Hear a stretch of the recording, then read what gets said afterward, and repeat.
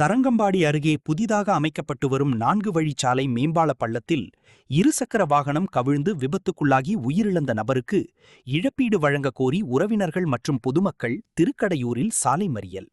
2 மணி நேரத்திற்கு மேலாக போக்குவரத்து பாதிக்கப்பட்டது.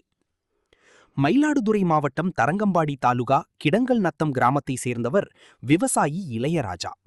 இவர் நேற்று அவரது நண்பர் குருமூர்த்தி என்பவருடன் இருசக்கர வாகனத்தில் புதிதாக அமைக்கப்பட்டு வரும் 4 வழிச்சாலையில் திருக்கடையூரிலிருந்து கிடங்கல் சென்று கொண்டிருந்தார்.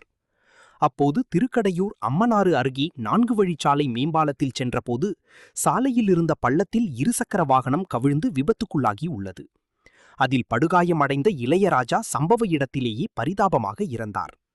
உயிருக்கு போராடிய குருமூர்த்தியை அக்கம்பக்கத்தினர் மீட்டு மயிலாடுதுறை அரசு மருத்துவமனைக்கு அனுப்பி வைத்தனர்.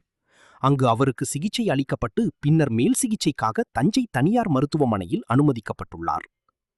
விபத்தில் பலியான இளையராஜாவின் உடல் மயிலாடுதுறை அரசு மருத்துவமனையில் பிரேத பரிசோதனை செய்து குடும்பத்தினரிடம் ஒப்படைக்கப்பட்டது.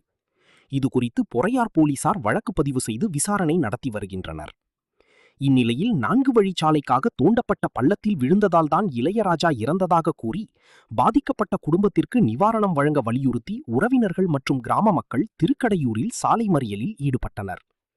தகவல் அறிந்த சீர்காழி டிஎஸ்பி சரவணன், பொறையார் இன்ஸ்பெக்டர் சந்தானமேரி, தரங்கம்பாடி தாசில்தார் சதீஷ்குமார் ஆகியோர் சாலை மறியலில் ஈடுபட்டவர்களிடம் பேச்சுவார்த்தை நடத்தி உயிரிழந்தவருக்கு உரிய நிவாரணம் பெற்றுத்தர நடவடிக்கை எடுப்பதாக உறுதியளித்ததன் பெயரில் சாலை மறியல் போராட்டம் விலக்கிக் கொள்ளப்பட்டது.